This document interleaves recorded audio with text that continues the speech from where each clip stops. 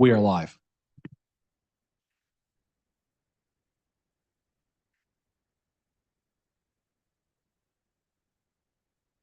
Good evening. Welcome. I'd like to call the meeting of the Committee of Whole Operations to order. I would like to ask that you rise as you're able for the reading of the invocation. As we come together today, we recognize the great responsibilities laid upon us. Our council will always strive to understand the needs of the people we serve and to use power wisely and well. Our purpose is to establish and maintain a city of prosperity and righteousness where freedom prevails and where justice rules. We acknowledge the rich history of this land, which includes the Anishinaabe and Haudenosaunee peoples. Today, there are many First Nations, Métis, and Inuit peoples who live or work in our city. The intent of this acknowledgement is to recognize our responsibility to use and take care of these lands responsibly and respectfully while remembering the generations past and considering the generations yet to come. We respect and seek to continue and promote the longstanding relationships with this area's First Nations, the Six Nations of the Grand River, and the Mississaugas of the New Credit First Nation, and the Indigenous people who reside within the city of Brantford. Let us not forget those who served our community and who are no longer with us, so that we can continue to do the work that we must in their memory.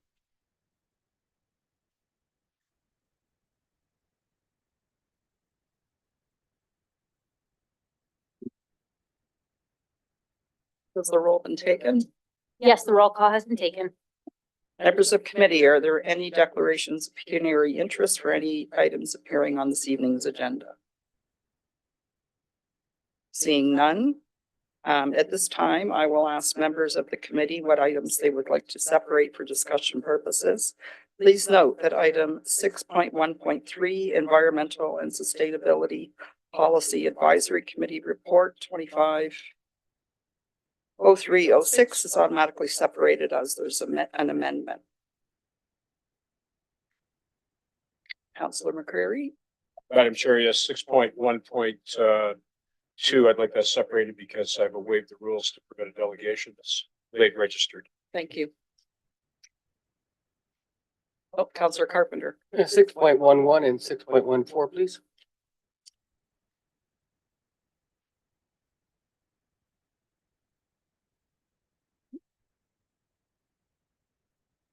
Anything else?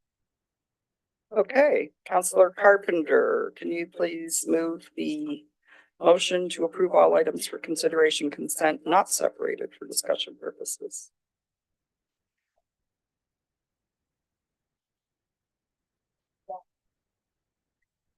There we go. Moved by myself, second by Councilor Van Kilburg, that all items for consideration 6.1, 6.2, not separated for discussion purposes be approved.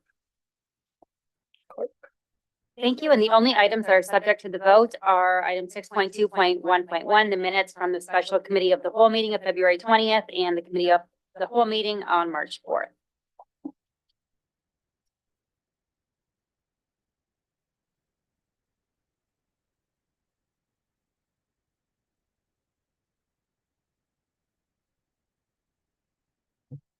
Thank you. And the items carried on a recorded vote of 10-0. All those voting in favor are Councillors Celeste McCreary, Carpenter, Samuel, Van Tilburg, Hunt, Martin, Caputo, Sequoia, Mayor Davis. Okay, members of the committee, we have one late delegation. A motion to waive the rules is required to permit the delegation for presenting.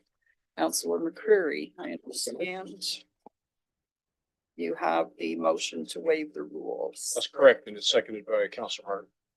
Okay, and we'll note that this requires a 2/3 vote.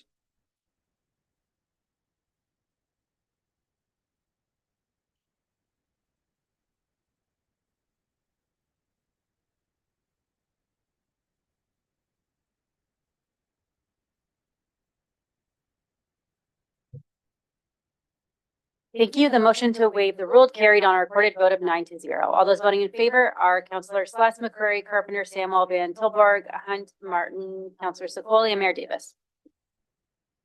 Okay, and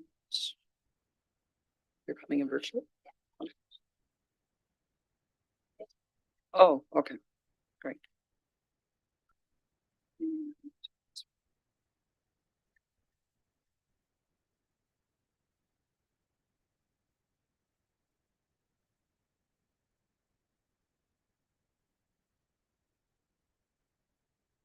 So Samantha Berwick, yes, thank you, Samantha. I have to read this to you, but prior to your presentation, I would like to remind those in the meeting today, the following rules of decorum as set forth by the city's procedural bylaw apply. No person shall display any sign, banner, or placard in the meeting room other than materials that, in the opinion of the chair, are legitimate audio-visual aids necessary in conjunction with any presentation to be made to council. All persons present shall use polite and respectful language and shall refrain from the use of any language or the making of any gesture that is disrespectful or offensive. All persons addressing council shall speak only to the subject in debate and shall not speak to any other subject. No person shall applaud participants in debate or engage in conversations or behavior that might disrupt the proceedings of the meeting.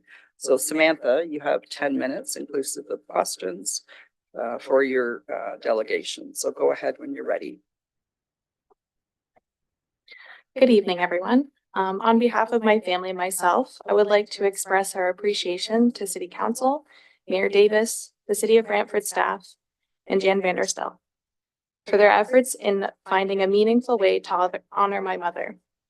Tracy Bucci was a person full of love, compassion, and determination. She was dedicated to making a lasting impact, advocating for environmental initiatives, supporting those through tough times, and creating a space for people in the community to make a difference while fostering meaningful relationships. One of her proudest accomplishments was the development of the Grand River Environmental Group. For 18 years, Tracy worked tirelessly to clean up countless landscapes while striving to make Brantford a greener place to live. She took immense pride in organizing annual events along the Grand River, where she would often walk across the pedestrian bridge with bags of garbage in hand. These efforts not only helped beautify the community, but also brought together like-minded individuals who shared her passion for the environment. These events served as a platform for others to get involved, raise awareness, and make a real difference. Her dedication and commitment to these causes left a lasting legacy, inspiring many people to take action. Once again, I'd like to thank you for honoring her memory and supporting the values and efforts she worked so hard to instill in our community. Thank you.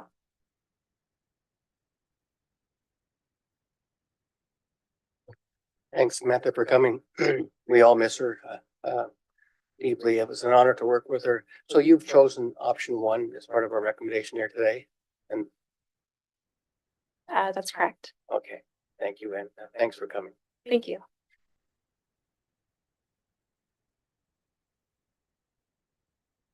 Councillor Sikoli. Hi there. Thank you for coming today. I understand that you and your larger family were provided a variety of quotes and you settled on this one quote. And she taught us that caring for each other is a community effort. Can you tell us a little bit about why this one reminded you so much of Tracy? I think the quote itself speaks a great deal to her mindset. She was all about helping the community. She made so many efforts, and some that I can't even keep track of, trying to help people experiencing homelessness, going around literally to encampments and saying how people could receive help. And even in times when she maybe didn't have the ability to help, she still made every effort to make countless efforts to change, to make changes within the community. Honestly, like I tried to do the same thing that she did and do the same event, run an environmental cleanup, and she did an amazing job. Until you do it yourself, you don't understand the efforts that go into something. So I think that quote really speaks to just her character as a whole. Thank you. I agree. Thank you so much. Thanks. Sorry, any other questions from the committee? Seeing none, thank you, Samantha, for coming. Thank you. And we'll be dealing with this matter shortly.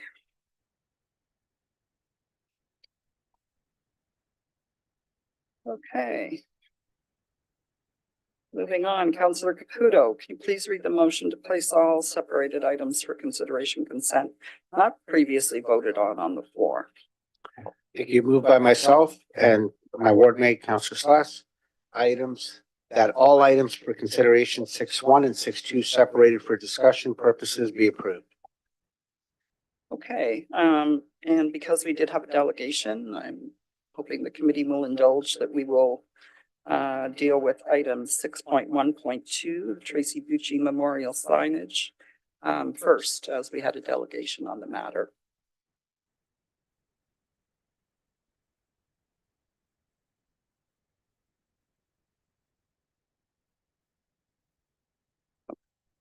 Any questions? Okay. Councillor Sam will go ahead.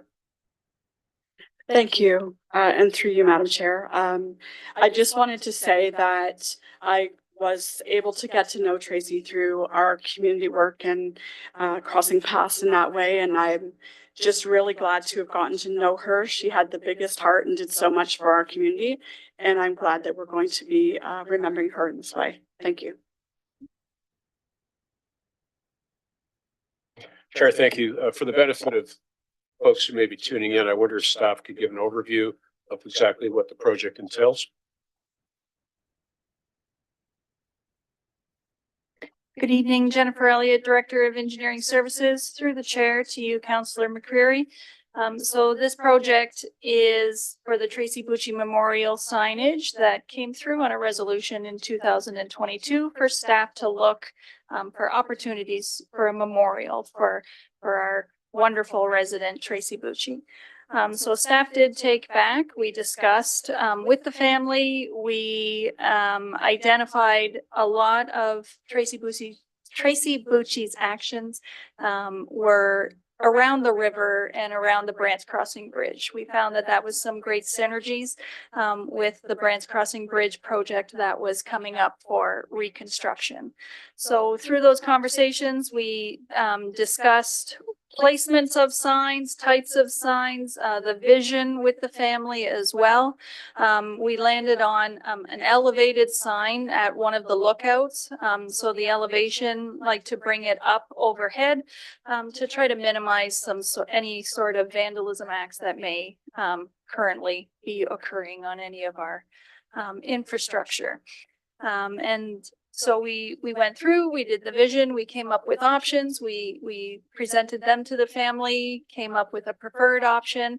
And then while the bridge was out for tender, we constructed the report to come back to council to ask for endorsement of this specific option. Thank you for that. You're welcome.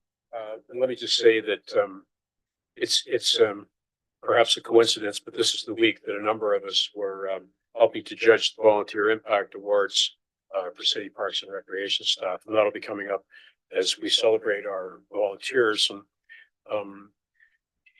you know, we certainly couldn't afford to do all the things that we do. So much could not happen without the volunteers in this community. We have a wealth of people who contribute their time to making this a better place. And certainly Tracy was head and shoulders above most of the volunteers that we enjoy the work of in this community.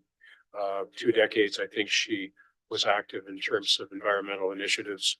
And she certainly was not shy about trying to recruit folks to clean up the river. And that was an annual event that made a big difference to our community. So I'm quite happy to support this today. I'm pleased that between the family and the staff, they chose the public art piece really that we did, as opposed to something perhaps not as significant. And I think that there's a path forward here for us to begin to recognize additional volunteers who serve this community when their time comes as well. So I'm pleased that we were able to share the words of Tracy's family today.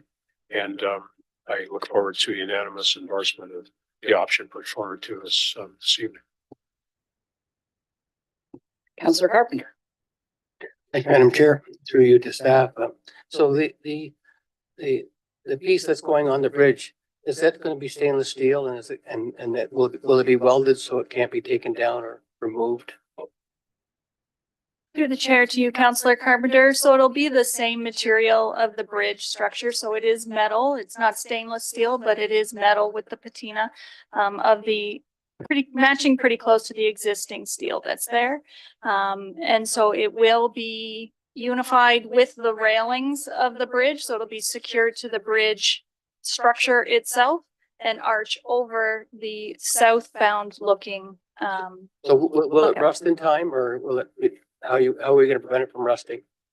So the bridge itself is to look like it's rusting, but not rust like a normal steel. So there will be some coating in there to prohibit rusting and premature aging. So that'll be part of the design. Correct. Okay, all right, thank you.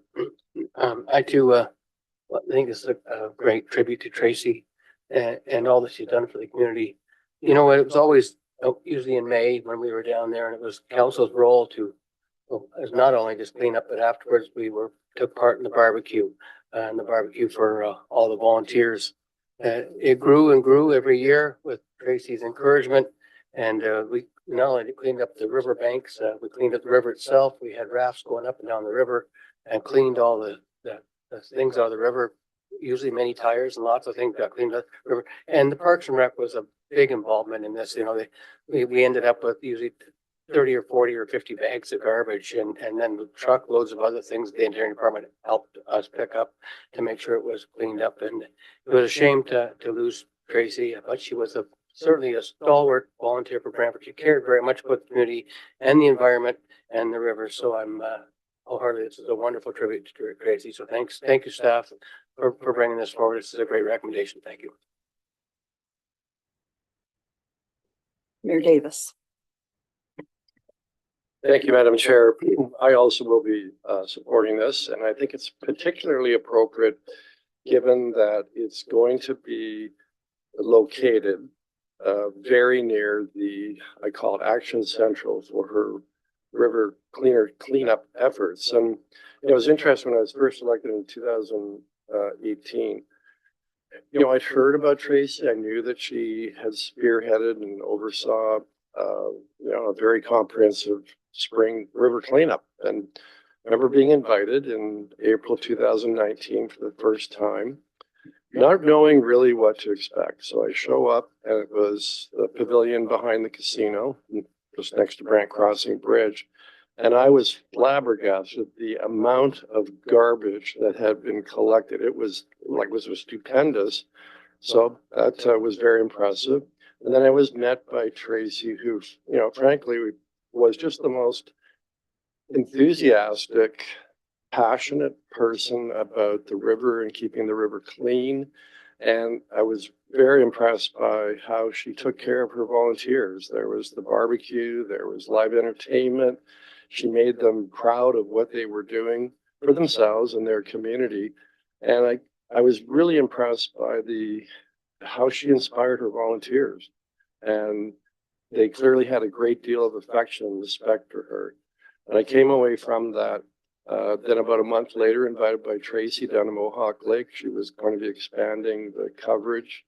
And then the news of her suffering from cancer shortly after that was really kind of devastating, obviously for her family, for us at the city. She was a great volunteer, and for the larger community. And I think we're really appropriately recognizing what it is that she did for our community and really steps away from the headquarters that she maintained for her river cleanup operations. So I think it's entirely appropriate and I'm very happy to support it. Okay, seeing no other speakers, Madam Chair, Clerk, can you call the vote?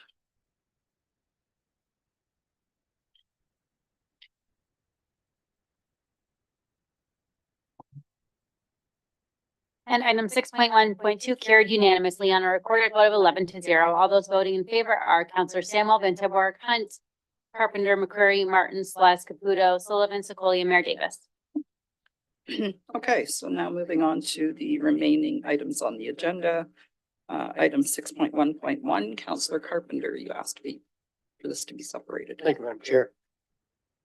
To staff, so I support the recommendation for us, the hourly rate charge. How many are we installing? You said there's 4. Is there 4 at each site or 2 and 2? Good evening, Gagan Batra, Director of Policy and Partnerships. That's right, Councilor Carpenter. It's going to be 8 total, 4 at the Gretzky Center and 4 at Civic. Okay, now, when we talk about the amperage that we can plug into, so if you plug in your electric vehicle, I have a daughter just got electric vehicle, so I know how they work now. But the fast charge is 32 amps. Will they be able to do fast charging at these sites?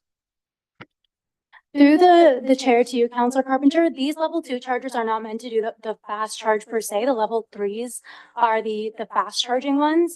However, those ones are significantly more expensive and a bigger investment. So the reason we've selected the level 2 is first we received the funding to support the investment, and we want to try this out as a trial to see how the charging goes with the user fees, and potentially if it goes well and we're finding that we're collecting a lot of revenue and there's more demand, we would move into getting the fast chargers later on.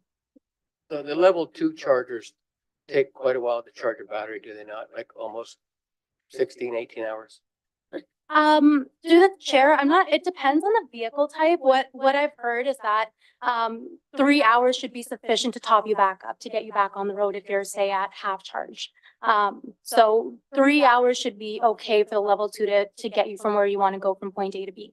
You know, 18 hours is you too know much. the amperage will be at level 2? Sorry? You know the amperage, what the amperage will be at level 2? It depends on the charger type that we're getting. We would have to go to a competitive procurement process. And it all depends on the charger that we're getting and the location. So we would have to investigate that once we're doing the install. So I don't have the exact number for So you. the timeline would be, for the installation will be early summer or late summer? If this report is approved, we would then go into the procurement process. So probably by September, we could get them up and running. Okay, thank you. Thank you, Madam Chair. Councillor Sloss. Thanks, Madam Chair. Yeah, the timing, I believe it has to be completed by by November of this year. Is that not correct? Through you, to Councillor Slass, yes, that's correct. Okay. The $30,000 to do the entire project, is that all grant funded?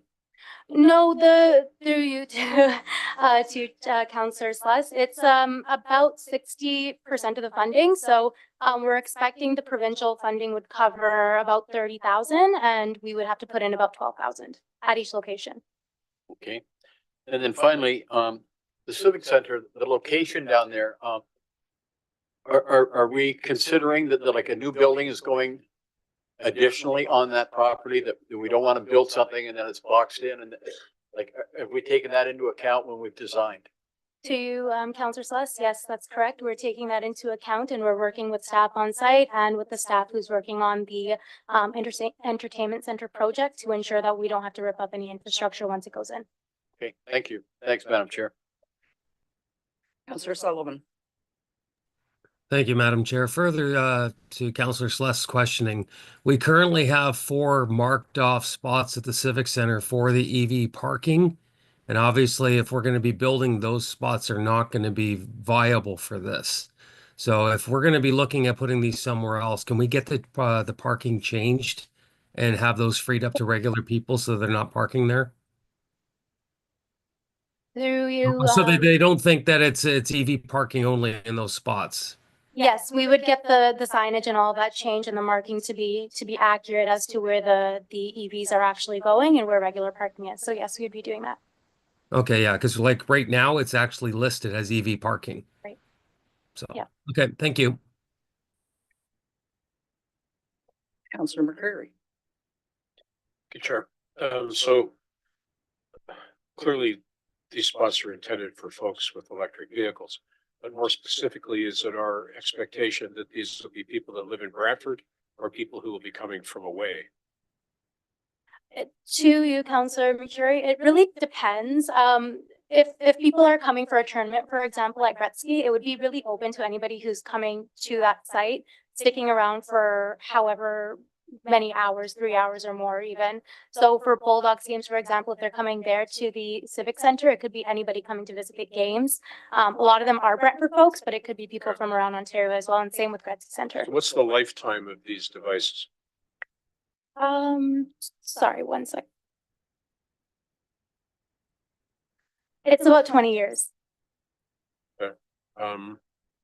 And in 20 years, will the province be helping replace them? Well, we'll have to see, but the trends we're seeing right now is that every year this funding does become available. So it's pretty typical funding that the province puts out because it's one of their mandates to Okay. provide this type of infrastructure. So I expect they would. So we're selling parking for the same price we sell the parking at Market Center Parkade, is that correct? Yes, that's correct. What's the cost of the electricity per hour at Civic Center and at Gretz? You give me a second, I'll pull that out for you. But when we take the cost of the electricity out, if we go with the recommended option, we would still be collecting about $1.59 extra. So if it's 1 hour of charging, it's about $1 cost per hour for that electricity. Do we pay time of use at Gretzky and Civic? Time of use? Time of use, don't we pay a different rate at different times of day for electric? No, it would be the same static rate. And what sort of maintenance is required? There may be some times where you have to go and service it to, if there's any damage done to it, there may be some minor servicing, but we've spoken to other municipalities who told us that that cost doesn't exceed maybe $1,000 a year. And who properly calculated the load on the existing electric at those two buildings to determine that this is all kosher? We did a walk around with arena staff, so it was the management staff there and the supervisors to ensure that the load was sufficient. So we did get that confirmation from arena staff. So lights aren't going to go out when we're playing hockey in the middle of the summer with the air conditioning on? They will not. Okay. And at Gretzky, what's the location going to be? It's to Councilor McCreary, it's going to be at the side where the arenas are, at the side of the building with the closest entrance. The highway side? No, where the electrical. West side. currently is, yes. Yep. Okay. And is it your intention to introduce an amendment to our operating budget for this year to deal with this? No, we don't need any additional revenue. There's no budgetary impacts. First, our intention is that after the first year, we'll see how much revenue we collect. And then if we later on need to open a reserve account for the fees to go, then we would do that. But it's going to most likely, very likely be a net positive. Okay. And can you explain the difference between table 2 and table 3 in the document? Explain. Table 2 and table 3 in the document.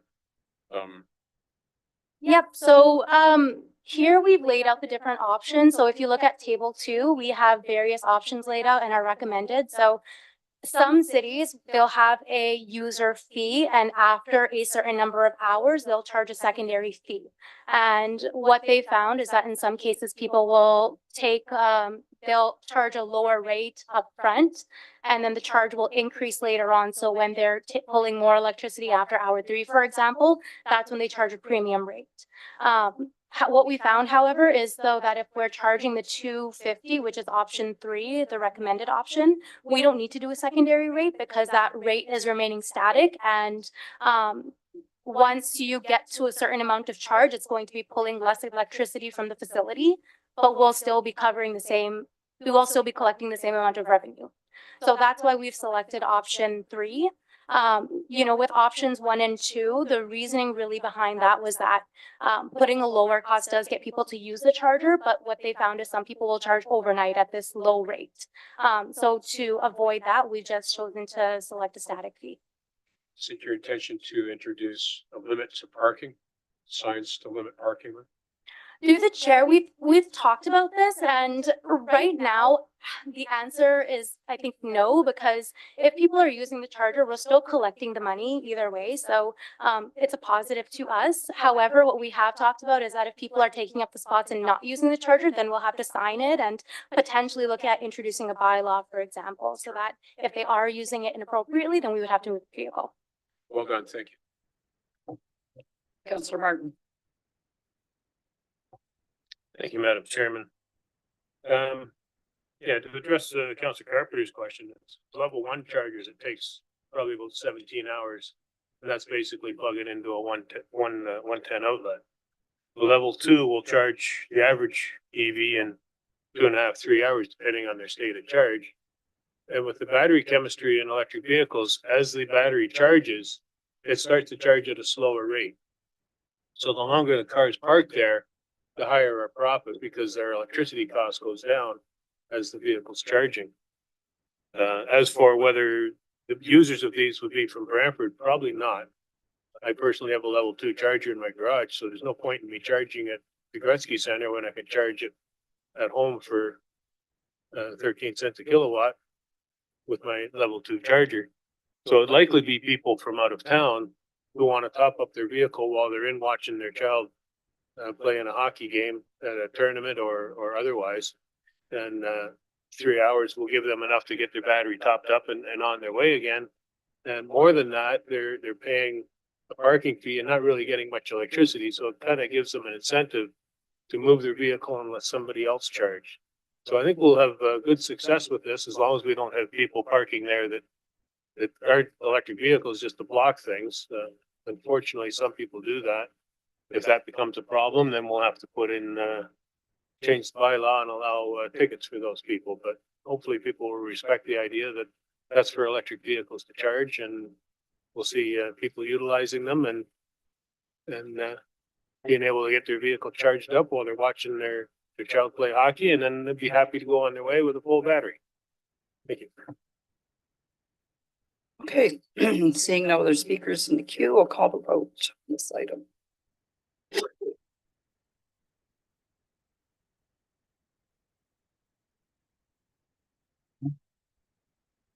Item 6.1.1 carried unanimously on a recorded vote of 11-0. All those voting in favor are Councillor Samwell, Van Tilburg, Carpenter, Hunt, McCurry, Martin, Sluss, Caputo, Sullivan, Secolia, Mayor Davis. Okay, moving on to item 6.1.3, Councillor Sullivan, I understand you have an amendment on this item. Yep, if I can get it brought up on the screen.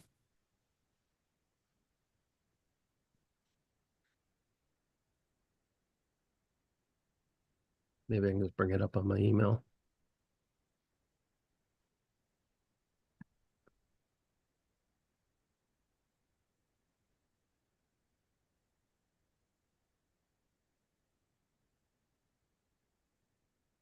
Sorry about the delay here.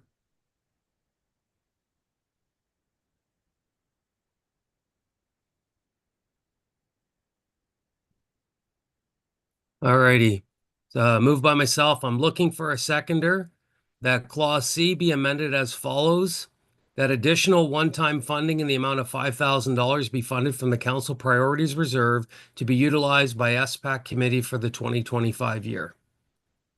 Councillor Samwell has agreed to second. And if I may speak to it. Go ahead. The reasoning for the amendment is we're looking at expanding a program that's going to create more green space, a mini forest. However, the funds are a little short in what we're looking to do.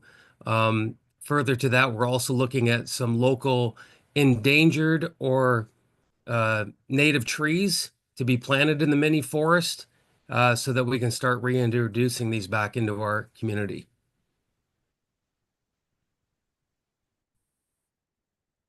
Councillor Martin to the amendment. Thank you. I won't be supporting the amendment. There's a lot of committees that don't have a budget at all. 5,000 is a very generous budget. If they find that it's not enough, then my suggestion would be to cancel the Green ER Awards. Last time we had, I believe, 3 applications for 5 categories, 6 categories. I can't remember now what it was, but there's a lot of categories that never got any applications at all. So I think it's run its course, and if it's time to remove that, then I'll be moving an amendment to cancel that program, and that'll give them an extra $1,000 for trees, and hopefully that'll be enough to allow them to do their mini forest. Or if they have to, they might have to do it over 2 years.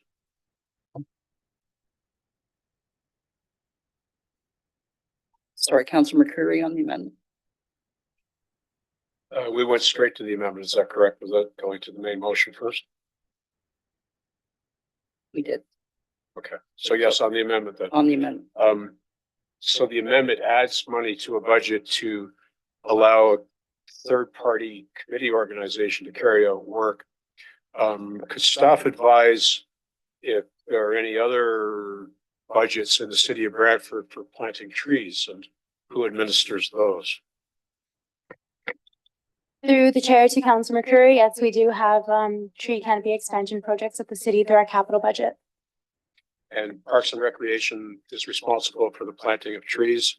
Yes, they are. And can you say what the global budget is for the city of Brantford's tree programs I for believe twenty this year, twenty-five? I think it's 30 or 50,000, one of those. I think it's 50 this year. And usually we use about $5,000 to do the tree giveaway, and then the other funding is used for planting across the city. Okay, and did Parks and Recreation request an addition to their budget to do additional tree planting this year? No. Okay. So I can't support this amendment either. We have professionals in our organization that look after tree planting and budgeting for same. And I don't see any reason why we should be duplicating that effort here. I'd support an amendment to add the extra $5,000 to the Parks and Recreation tree planting budget. But as said earlier by my ward mate, I think we're experiencing something in the way of mission creep here when we're having a committee do something in parallel to what our professional staff do extremely well. Okay, seeing no other speakers to the amendment, which to clarify was actually where the $5,000 funding was to come from. I will take the vote on the amendment first.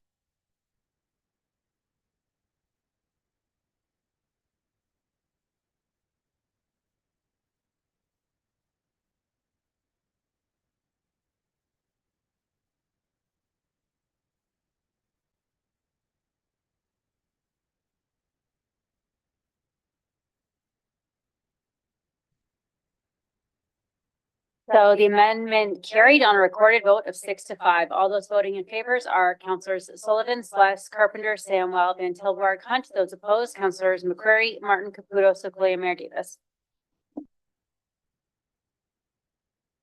Okay, so now we are looking at the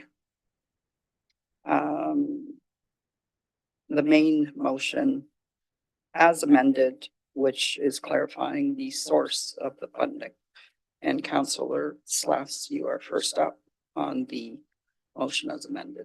Thank you, Madam Chair. Can you tell me where the proposed mini forest will be planted? Through the chair to Councilor Sluss, we haven't determined the location right now. If we get the funding earmarked, then we would go back to our forestry team and determine where that is an appropriate space. Mini forests don't require as much space as the traditional forest, so it really could be in any park space that has a little bit of open area. Those would be the sorts of areas that we're targeting. When you say we haven't, is staff involved in the site location?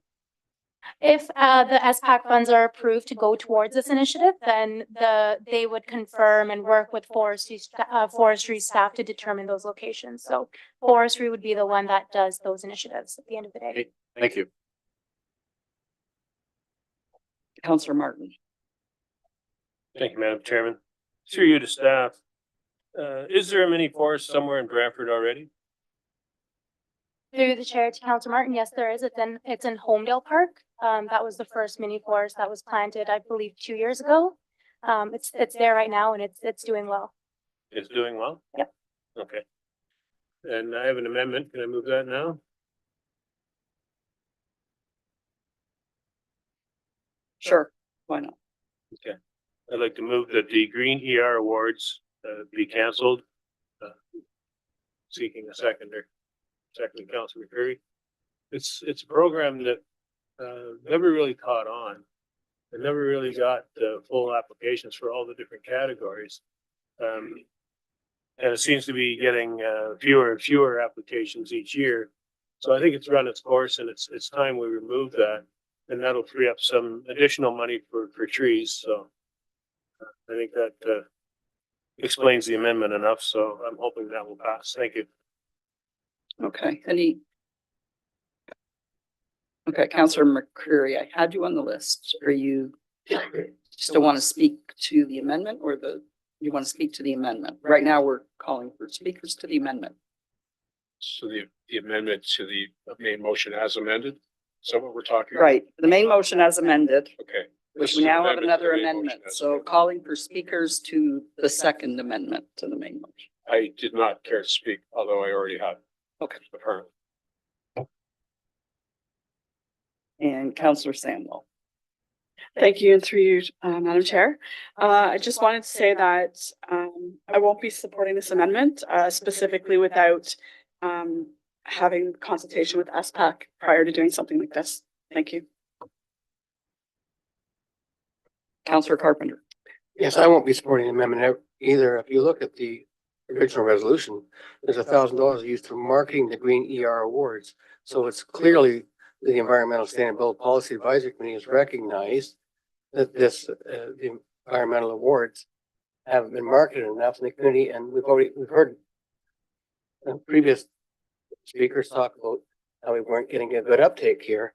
And so the $1,000 here is to actually use the marketing to market the ER awards further. So there's lots of people that could qualify. We know who they are. We just gave an award for someone that would have qualified. Quite frankly, we just had our daughter speak about environmental awards, and Tracy Bucci was certainly would have qualified for that. There are lots of people out there doing good environmental work that could qualify her. So I'm not to support the amendment because I think $1,000 used to market this would be a good money well spent to get more people involved to put forward those that have been doing the work in the community. Thank you.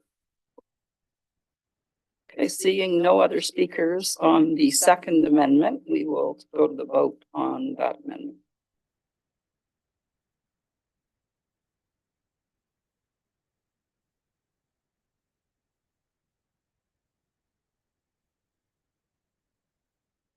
Thank you, and that amendment lost on a recorded vote of 4-7. Those voting in favor are Councillor McCurry, Martin, Sokoli, Mayor Davis. Those opposed, Councillor Sullivan, Celeste, Carpenter, Samwell, Van Tilburg, Hunt, and Caputo.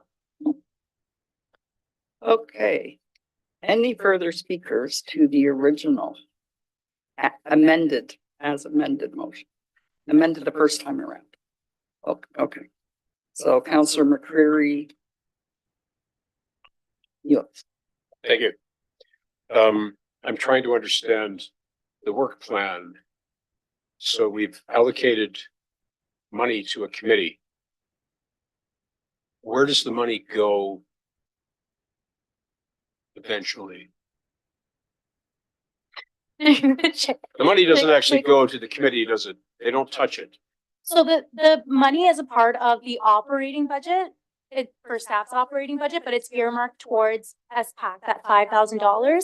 So typically what happens is at the beginning of the year, when budgets are approved, staff will take a report saying, you have $5,000 earmarked to the committee. How would you like to use it? And that's what this amendment in this report stemmed from, where they decided we want 1,000 for this and 4,000 for these 2 tree planting initiatives. So that committee doesn't handle the money. They don't decide who gets the money.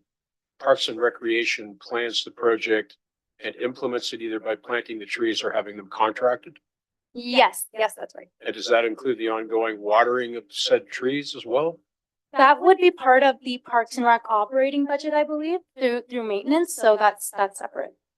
Do they know that? I think so. And how many trees does $5,000 buy?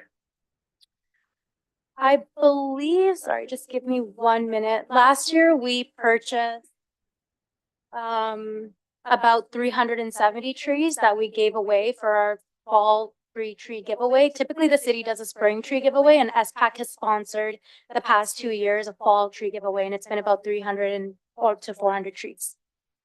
So do we know the amount of money that we'll give away in trees versus the amount of money we will create a mini forest? Or are those things yet to be decided? Through the chair, I think those things are to be decided. The mini forest in Homedale cost about, I believe it was around $4,000 as well. And the tree giveaway is also another $5,000. So they give you pretty much the same amount. It's just one is going in a forest and the other trees are going home with people. So in reality, the money really just is spent by Parks and Recreation in the name of this committee. Yes. Yes, thank you. Counselor Sokoli. Yes, thank you. So I see when we originally approved a budget for this committee in 2020, it was for $5,000 and $3,000 was to be used to provide residents with free trees and $2,000 for promotional materials. Is that still how they're utilizing their budget? Through the chair to you, Councillor Secoli, it changes every year. So every year we take a report to ask them how to use it. For 2025, it hasn't been decided. That's what this report that you're seeing tonight is for. But last year, I believe they've used the full 5,000 for just trees. And then the year before that was when they used 2,000 for the promotional materials and the rest for the trees. So it's independent each year. So has the price of trees gone up tremendously that they need more money for trees, or they just want to give out more trees? It's just they want to give out more trees. So this year, what they said is that they want 2 initiatives. They want to do 1 mini forest and 1 tree giveaway. But we aren't able to use $4,000 to make both events happen. Okay, so they still have the trees to give away. Just won't have as many trees to give away. Yeah. Okay, thank you. Councillor Sullivan. Thank you, Madam Chair. Through you to staff, can you please remind council what our current tree canopy is in the city of Brantford and what the shortfall is? Through the chair, to everybody, it's about 23% tree canopy coverage in the city of Brantford currently on average. And where should we be at if we're in the ideal situation? The approved percentage number that was approved as part of the official plan was 40% target. So obviously this would help that. Yes. Thank you. Councillor Carpenter. And so the process was that this funding is handled through staff, of course, and the direction is through staff, but the direction and the recommendation are through the Environmental Sustainability Policy Committee is going to make recommendations where to use the money, how to use it, what location. They're going to have those recommendations. Those recommendations will still come to committee or council for approval, will they? Through the chair to Councillor Carpenter, it would come as minutes. Once the Yeah. decision is made at the committee, the minutes would come to council. Yeah, so we'd be aware of it through the minutes when we read the minutes in our monthly packages. You would be aware of what they're using the funding for, but typically what's happened is we're on a bit of a time crunch to decide what we're actually using it for. So we haven't reported back to SPAC on specific locations or species or anything. We sort of leave that up to forestry staff as the experts to decide. And then we report back to SPAC on how we use the funding. Yeah, and just to be crystal clear then, so the committee will be making recommendations with staff about what to do with the funding, provide environmental issue, whether it be trees or forest or tree giveaways and that sort of thing. Yes, staff will provide the advice, but at the end of the day, it's up to SPAC to make that determination of where they want the Yep, funding up to to go. the committee. Thank you. Thank you. Councillor Samwa. Thank you, and through you, Madam Chair. I just wanted to say that I'm pleased to be supporting this tonight. I'm glad to see that we're going to be increasing our tree canopy, no matter how that's getting decided, but I'm glad to see that it's coming through an engaged committee. And I look forward to seeing the Green ER Awards advertised more so that more people can participate. Thank you. Okay, seeing no other speakers, we will call the vote. Okay, I looked over there several times and didn't see. Mayor Davis. I'm going to ask for a separate vote. And Separating 1,000 for marketing. separating B1 and B2. Yes. Let's see. Oh, sorry. I'm hearing another request for. Okay. So at that point, we're basically separating everything. We're A, B1, B2, and C.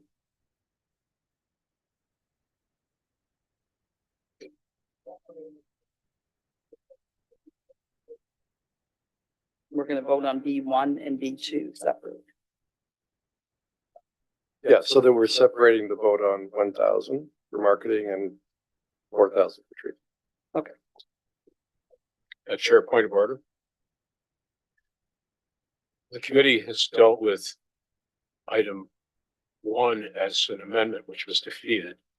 And item C was added in by way of amendment. So is it, I wonder if the chair could rule whether or not separation, having dealt with these items individually already, whether separation is in order.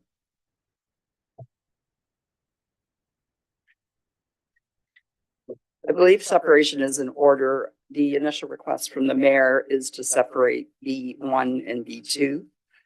The amendment dealt specifically with item C, which that amendment has been carried. Well, thank you very much for that clarity, Chair. Everybody understand what we're voting on? Okay, Madam Clerk, you're up. Okay, we're voting on clause A first.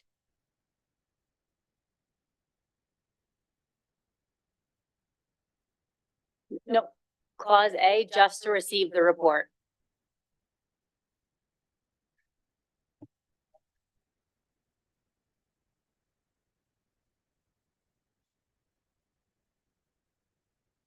Okay, so the clarification, A is to receive the report. B1 and B2 are separating the use of the $5,000. Madam Chair, sorry, could you offer clarity? Are we voting on A and then B1 and B2 and then C? That's what I understood. Correct. That's Okay, correct. So thank you. there will be 4 votes altogether.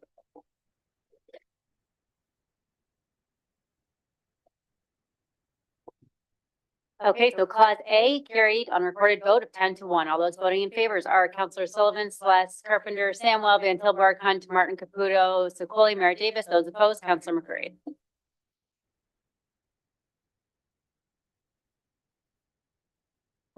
So now we are voting on clause B1.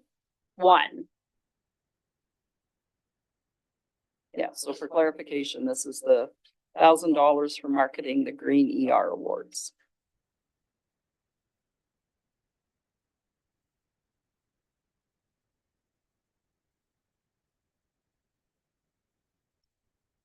So clause BI carried on a recorded vote of 8-3. All those voting in favor are Mayor Davis, Sullivan, Caputo, Celeste, Hunt, Carpenter, Van Tilburg, Samuel. Those opposed, Councilors McCreary, Martin, and Sokoli.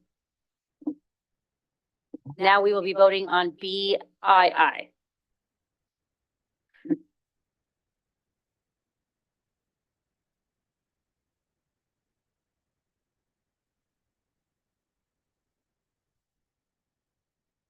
BII carried on a recorded vote of 9-2. All those voting in favor are Councillor Samuel, Van Tilburg, Carpenter, Hunt, McCreary, Martin, Celeste, Caputo, Sullivan. Those opposed, Councillor Sokoli, Mayor Davis. And finally, we will vote on clause C.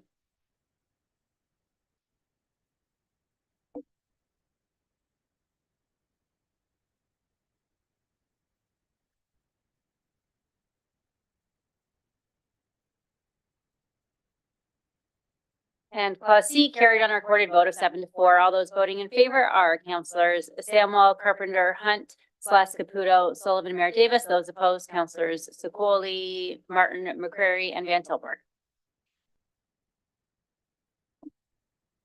Okay, moving on to item 6.1.4.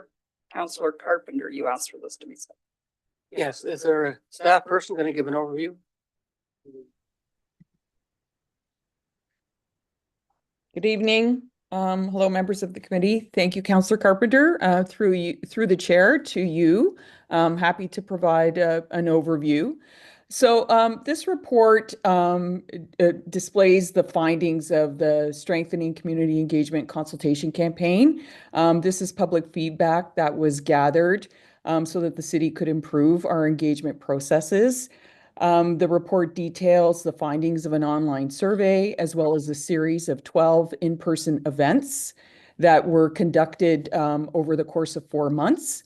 We also hosted 3 public meetings in that time. And throughout that period, we heard from a diverse range of residents about what they see as barriers to participation, what their preferred engagement methods are, and opportunities for the city to enhance accessibility and transparency. whenever we're asking the community to provide input on decisions that council will be making. So just in terms of the findings, while digital engagement methods, particularly online surveys and email newsletters, were the most preferred methods for engagement across the board, we also received strong feedback emphasizing the importance of direct interaction through more and frequently held councillor-led town halls that were more ward specific, so that constituents had an opportunity to talk to councillors and provide input on initiatives that directly impacted their neighborhoods. There was also support to establish public consultation thresholds in the updated community involvement framework that communications and community engagement staff will develop, informed by the findings from this campaign. So the thresholds would be for major municipal decisions, such as considering selling or investing in a major city asset. So we would develop thresholds, for example, for a decision of that nature, we would conduct a minimum of 2 town hall or public meetings.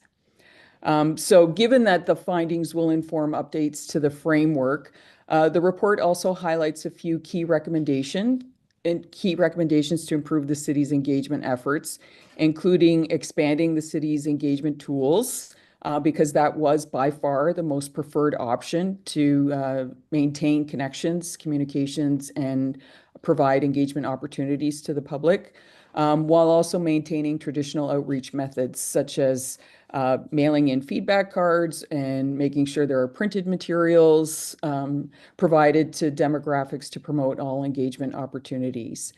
We also heard throughout the process that residents wanted to hear how their feedback was being used. So we're suggesting that we create something called a What We Heard section that would live both on Let's Talk Brantford as well as the city's core website, where we list all of the findings. And we, where we can, make connections to how those findings informed council decisions. So as outlined in the report, the next step is to use the findings to inform an update to the city's existing community involvement framework. Thank you, Maria. And in the report, like the public meetings weren't very well attended, so, but it seemed to me that the people were saying that the newsletters or the reports that come directly to members of the community, they like that, the newsletters, for example. So are you involved in, I know a number of councils do newsletters. Are you involved in that process? Do we have some staff involved in that process for the councilor newsletters? Through the chair, those councillor-led newsletters are not developed specifically by communications staff, but there are times when we're asked for information for the newsletters to make sure that it's accurate, or graphics sometimes are provided to promote ward town hall meetings. Those are done by the communications department, but the distribution lists and the actual distribution of those and the content is developed specifically by councillors. Now, are you looking forward to a template for all members of council for Councillor Carpenter, you're Yeah, put me down. Yeah, out of time. You want to come around again? Okay. Councillor Caputo, you have the floor. Thank you, Madam Chair. So I sit on this committee, the Public Task Force, along with Councillor Hunt, Councillor McCreary, and Councillor Samuel. And I guess when we got this report, one of the greatest things I heard was the fact that, certainly the residents were interested in having more town halls. And I know that currently in Ward 2, over the last few years, Councillor Sless and I have had numerous town hall meetings where we certainly got a lot of feedback, and at the same time we were able to actually institute some change, which was good. So we certainly listened to the individuals and the people and what their requests were. I think going forward we can have a few more of those to certainly keep everybody up to date, and I think it's a very big positive. One of the things I want to say is I strongly recommend that we get as many residents in our community to get involved as much as possible when it comes down to these surveys and or having their voices heard. Certainly it allows us as council to be able to assist us in our processes and our visions and how we move forward. And it gives them an opportunity to have a voice in the community to see what it is that they want to see, what they want to have, and what they want to get. And so I strongly recommend everybody get involved as much as they possibly can. So thank you. Councillor Sloss. Thank you, Madam Chair. My personal experience is if you have a general meeting, just to inform folks of what's going on in the city, good luck getting anybody to show up. They don't show up. We did a tour with the budget 3 or 4 years ago. We had one meeting that I was at that nobody showed up. And then we had one in my ward and we broke all records. One person showed up. And so they had a one-on-one tutorial on how the city's budget is put together. What I found is if you do an item specific meeting, you will get everybody in the world that's against whatever that site specific thing is. And the people that are in favor of it are happy with it and don't show up. So you're going to hear one side of the argument, but you won't hear the other side because that side is content and doesn't show up. So it's very hard to get a balanced viewpoint, I guess, of the community. I learned far more what's going on in the community and what people are thinking at a Bulldog game or at Walmart or at Metro because they can walk up and it's now you're on their time and they're happy with that. But to try and get them to show up to a hall is very, very difficult unless they're adamantly opposed to something. Then they will show up in spades. If they're happy, they won't show up at all. So I'm not sure what the answer is, but I know what the answer isn't. Thank you, Madam Chair. Councillor Samwell. Thank you. So kind of in the same line of thinking, what I wanted to say was that I feel a lot of times that, or what I've heard is the theme that has come through the consultation about not feeling like they're heard or their feedback's being used is a big piece of why people are not showing up.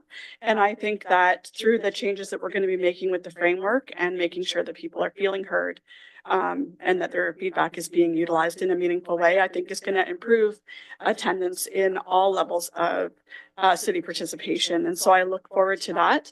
And I wanted to thank everybody that has participated and provided this feedback with us and to thank staff for the report. And I look forward to seeing the changes to the community involvement framework. Thank you. Councillor Carpenter for your second speaking opportunity. Thank you. Thank you, Maria, for the report and for the work you've done here. You do great work as far as these newsletters go and the the city's website. I know a lot of people use it for information. When people sign up to the website or they want to follow that information, they're required to leave a contact name. Is that still the case? Through the chair, that's correct, Councillor Carpenter. We've built distribution lists for various newsletters that the city sends out. For example, we have a distribution list specific to patrons of the Wayne Gretzky Center who have opted in to receive this communication from the city on a regular basis. We have another one for Harmony Square. We have another one that is tourism specific. And then we have one that is Let's Talk Brantford specific that goes to residents who have registered to receive ongoing communications from the city. So yes, you do have to opt in. We have to get permission from people. They have to leave us their email address, whether it be at a public meeting or we have done outreach campaigns where we ask people to provide their email addresses for us if they want to get these communications from the city ongoing.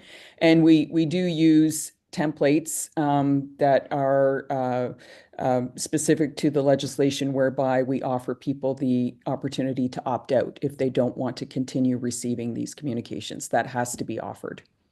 So the public's email addresses and information, do they realize that that's protected under the Freedom of Information Act? It's not something that we give out to anybody else. It's just for us Yes. providing information. Yes. And Yes. is there an ability for the reach out to go to the ward councillor so they can reach out to their constituents that may want to receive the email but are more comfortable with the councillors having their contact information? Is that possible? Yeah, through the chair, I think that's something that I would need to look into and make sure that it doesn't violate any MPIFA regulations. That's something that I would work with clerks and our record staff on to make sure that we're compliant. My understanding is that the counselors that do their own outreach have built those lists themselves and that they've communicated with constituents, you're going to be receiving a newsletter. Is that okay with you? And I think that there may be some different applications to counselors being individuals versus the city as an entity. But again, that's something that I would need to confirm with clerks. And in the report, it also mentioned that there was a request for a possible referendum. So you work with the clerk to say what the timing would be for a referendum so that people have plenty of time in advance to propose such referendums so they meet the timelines for election purposes?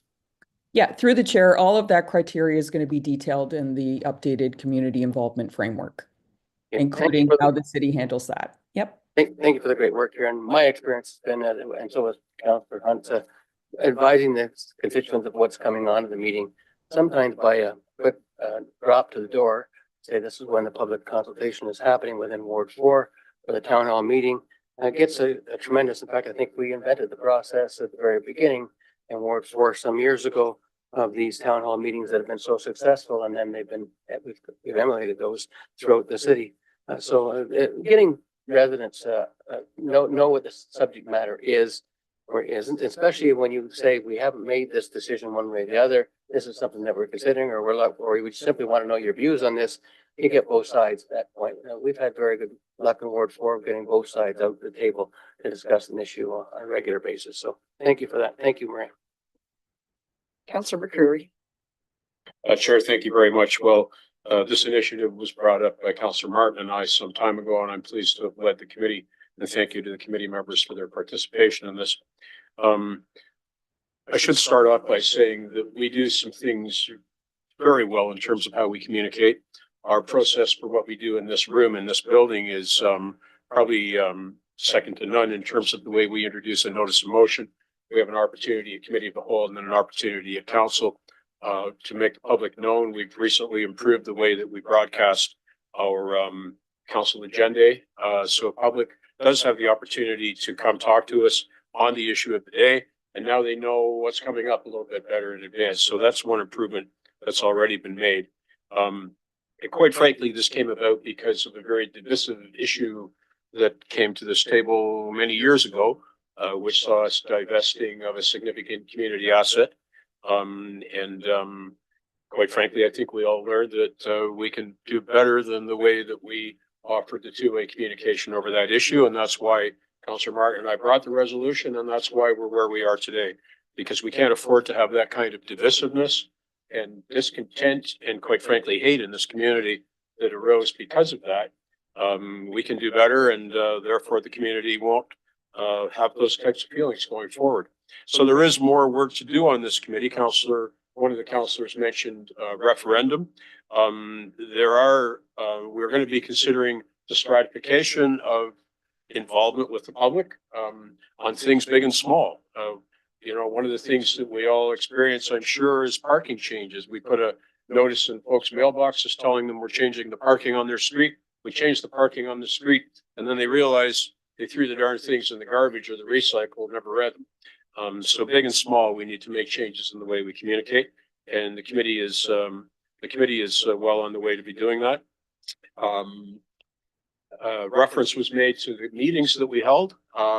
We held 3 meetings at 3 different times a day to experiment with what worked. And quite frankly, the only meeting that was well attended was in the 3rd ward. I believe the one in the 4th ward had 1 member of the public, and the meeting that we had here in the council chamber was better attended, but still not the turnout that we had been expecting. And as Councillor Slesson indicated, really the only time folks attend a meeting is when they're mad as hell and aren't going to take it anymore. So that sort of engagement, I think we need to be more considerate of the subject matter. We did hear from one individual who thought it might not be a bad idea for us to hold something in the way of an open mic night where people could come to an event not formal but informal and have their say on anything they want to say. And that's maybe something that ward councilors can experiment with, perhaps over the course of the continuation of the deliberations of this committee. So I think we've summarized quite well what's happened with the committee. Time frame going forward will probably be a little while longer. We've got at least one more meeting, perhaps more than that, to weigh what's before us here, and then we'll be back to this full assembly of astute individuals in the near future. Thank you, Madam Chair. Seeing no other speakers, I will call the vote.